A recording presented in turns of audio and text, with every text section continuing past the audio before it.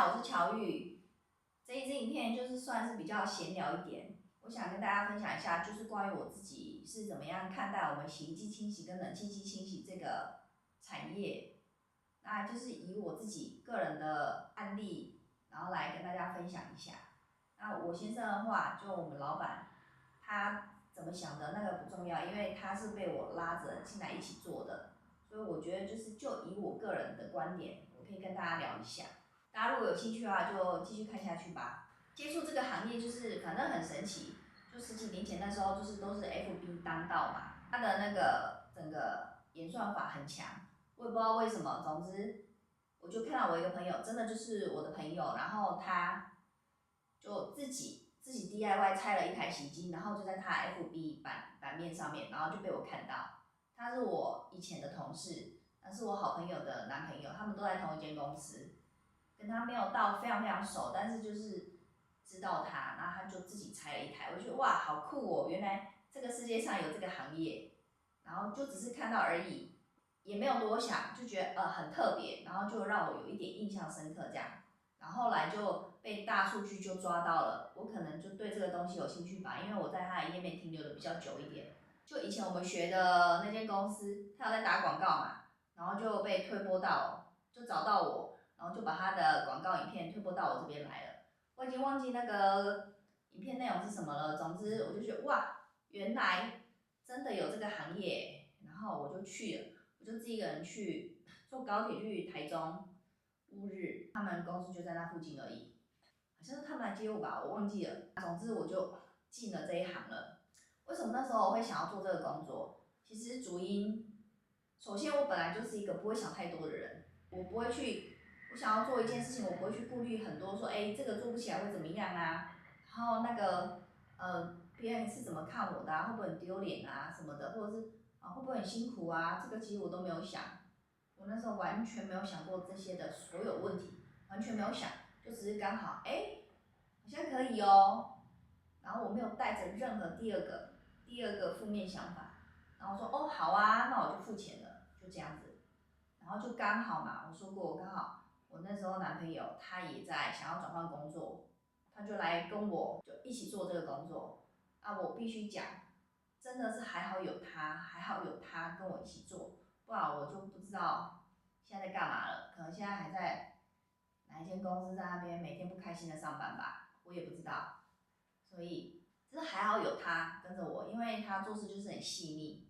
然后很细心，然后就是会把事情好好做。而且他就是比较不会随意放弃的那种人，像他拆一台机子，他拆不掉，他就再找另外一个方法，然后这个方法拆不掉，再找另一个方法，然后像那螺丝拆不起来，他就一试，一直试，一直试，一直试，一直试，试到确定不能再试了，他才会停手。他就是都是这样子的心态，然后来做这件事情。然后像我自己是盈利为目的，我就是赚到钱比较重要。那他不是，他就是把事情做好才是重点，所以我们两个结合在一起就很完美，因为他会把事情好好的做好，然后我会去往那个商业面，然后去思考，我们可以怎么样怎么样，那我们就一起配合一起做，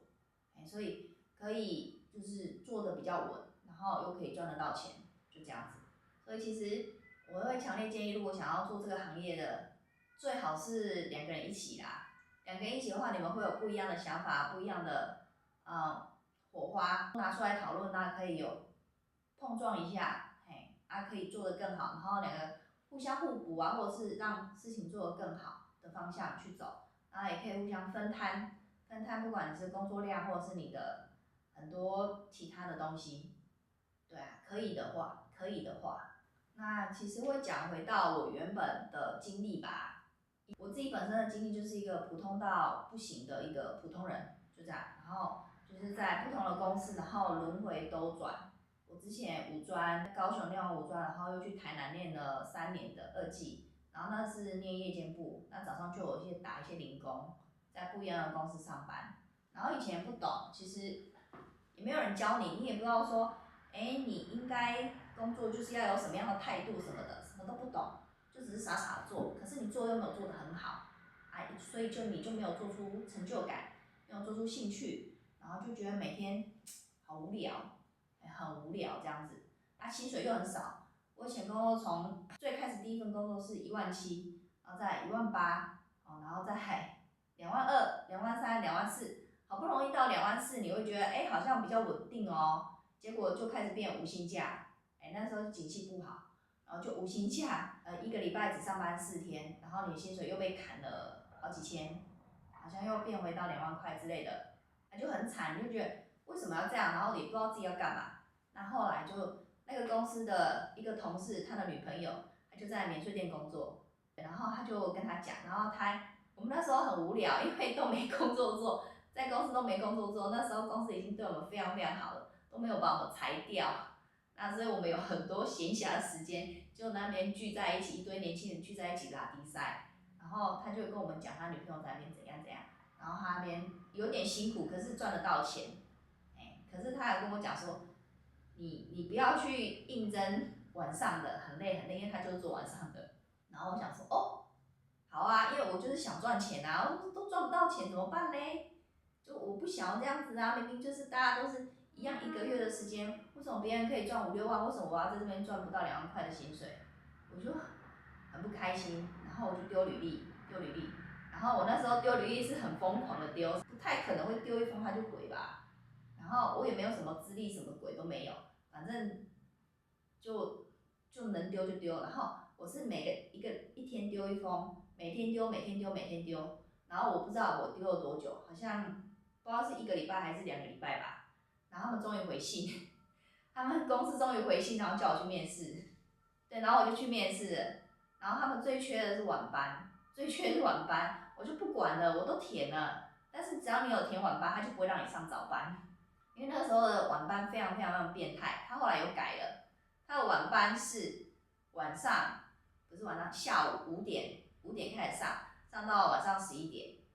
，6、7、8、9、10、11，6个小时，就6个小时还没结束哦，然后你就要回宿舍，或者是回你住的地方，那你回去休息一下，然后隔天早上的6点到8点这2个小时，再加这2个小时，总共是8个小时。这样才是一个完整的班制。那个时候的晚班都是这样子，就还蛮变态的。你可能初期听是没什么，可是其实你的睡眠品质不会太好，因为你会压力很大，怕睡过头或怎样的。所以那时候他们就是有一个晚班的津贴，好像是1万块吧，我记得。所以等于是你的底薪再加那个津贴就有3万块，然后还会有业绩奖金等等的，就一直加上去。所以你说不管有钱赚就好了。然后我就去那边工作，他一做就5年，对，跟大家讲太多了，不好意思哦。反正就后来兜兜转转，我就觉得那边就交了一个不是很好的男朋友，可是那时候的身心灵状态都不是很 OK， 因为上晚班很累，所以其实整个状态都蛮疲惫的。那我又觉得，我其实想跟他分手，但是好像又分不掉，在那个时候就很惨，然后我又想离职，但你离职，你又会想说，可是我离职，我就没办法，我就不知道去哪里再去找到有这种薪资的工作，就是因为这个原因，所以我就一直在那边卡，然后卡到最后5年，然后也是发生一些事情，总之我就跟他断掉了，就跟他撤了，然后我就下定决心，我就要回嘉义这样子。那时候是我妈跟我哥，他有帮我，就是一起处理掉跟他的感情之类的。所以那时候就是一个小杂货的状态，然后就回来家里就休息这样。对，因为那时候从桃园离开之后，我还有去台北3个月，那也是另外一个朋友他介绍他的公司让我进去，然后也是做就是办公室的工作。可是我就觉得我那时候身心灵状态不是很好嘛，因为刚分手，就是个疯女人。然后其实我个人对北部的整个生活形态跟状态，我个人，我没有说不代表其他人，我个人就没有很想要在那边定居。对，所以去那边3个月，我更确定，这不是我要的工作。他们工作很好，对他们而言啊，但我就觉得这不是我想要的。总之，我就很快速的决定，3个月后我就不要了，我就确定我没有要在北部过生活，在桃园我都受不了了，更何况是去到台北。就是对于人口这么密集，然后很拥挤，然后生活节奏很快，我个人蛮疲惫的。然后我就回来了，然后回来也是一些无微博的工作，家里没有什么好工作，没有，真的没有，真的没有。然后后来又找工作都回归到2万，可能2万3、4、5之类的，还是这样，就差不多是这样，就度过了短短几个月吧，忘记了。然后后来我就还在工作期间，我就碰到了这个工作，然后反正我觉得是上天的旨意吧，就刚好你真的你想要什么，你想要有不一样的改变，然后真的认真想改变的时候，老天爷会给你机会，他会给你方向，他会指引你，让你去接触到比较接近你想要的。可是再就只是看你有没有坚持下去而已。我自己的感想是这样，然后就是最大的，我觉得这一点是缺点也是优点，但我个人觉得优点巨大啦，就是我觉得就是你没有想太多，你没有想太多你就做就对了。然后因为我就不排斥，然后就一直做到现在。讲这么多哈，不好意思，讲这么多只是想要跟大家讲说，我觉得重点是为什么会觉得这工作很好。下一次再讲一次细一点的，我这一次只是想跟大家讲，我觉得重点不知道为什么，我就觉得在外面工作，然后都要受到别人的，不能讲打压啦，其实这是他们的工作职责范围，就是你必须得在这样子的环境下，然后就帮公司嘛，就是你自己职责内的工作你要把它做好，这样，然后有的时候你会觉得你付出很多，可是好像得不到你想要的回应，不管是金钱面还是说主管对你的认可之类的。我在以前不是那么世故的人，然后那时候的身心灵状态又不是很好的状态，所以大家对我印象就不是很正面，对，所以但是都是我个人因素，都是我个人因素。那我就觉得在这种团体公司环境下生存很痛苦，对我来讲很痛苦，对我来讲是真的到痛苦的状态了。这是我个人，都是我个人经历，不代表所有人的立场。那我就觉得，哇，对，我在以前免税店那边是真的赚到不少钱，可能第一年比较少，因为第一年比较不稳定。一般人来讲，算普通偏高一点点，就是年薪有到70左右，加一些奖金干嘛的，那时候已经算还不错了。是除了每个月领到薪水，我已经找不到我的第二个在那边继续工作下去的第二个理由。我就只是纯粹的为了赚钱而在那边死撑活撑的盯下去，就这样。对我个人而言，当然以我现在的心态，我回去做，我一定可以做的比以前更好。可是我也不可能再回去啦，这是绝对不可能的事情。只是说很可惜，很可惜我在那一段期间我没有去好好的去享受在那一个时空背景下，然后在那个工作环境下，那你如果是很享受的状态，那你可以学到更多的东西。当然对我个人而言，我已经学了非常多了，我学到很多的销售技巧，然后我学到很多就是在职场上的一些现实面嘛，这肯定的。那学到了很多事情，对，就是你努力，并不代表你会得到相对的回应，因为毕竟你就是在那样子的体制下，比你更积极的人更多，那比你会去跟主管有交情什么的人更多，所以肯定主管就不会把你当什么，就这样。而且那些也不是我在意的，其实我在意就只有一个东西，就是钱而已。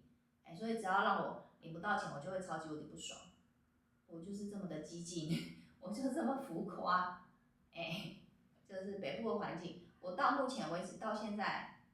我已经离开北部10年了，我还是觉得那就是偶尔去玩我会很开心，对，但我真的我不可能，基本上我不可能在那边生活。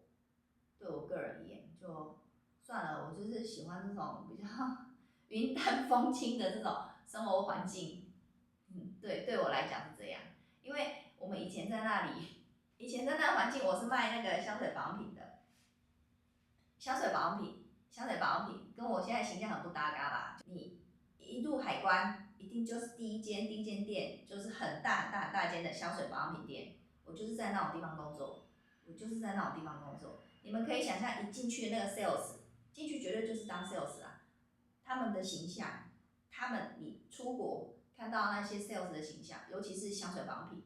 他们那个样子就是我以前的样子，一定是无法想象的吧？绝对是无法想象。那我们就是会要求服装仪容嘛，要全妆啊，然后每天都要头发梳的，就是整个绑的很好很漂亮，然后就是要那个样子，然后穿制服，然后都要穿高跟鞋，就是要穿那个丝袜。我们以前公司的裙子很短哦，我改的很短啊，我改的很短，改到膝上大概有15公分那么短，然后每天都要直挺挺的站在那边接待客人，然后就是在那边工作5年，就这样。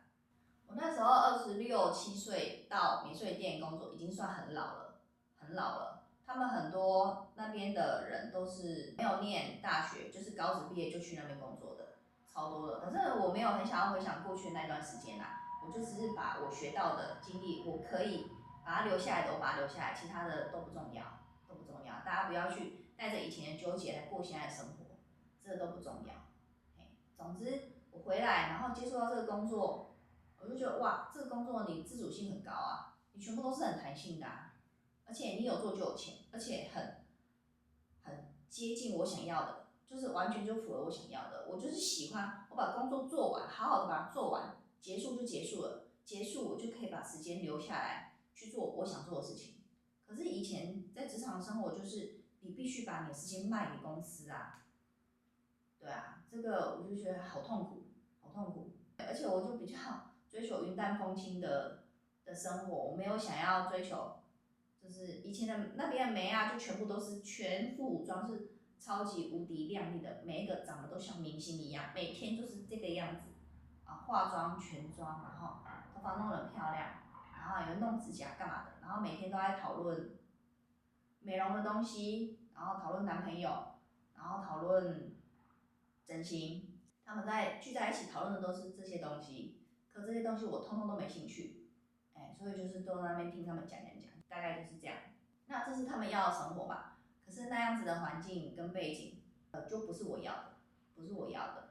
所以落差很大，对我来讲落差很大。那个工作环境也没有说好与不好，任何事都没有对与错嘛，就只是看你自己适不适应而已。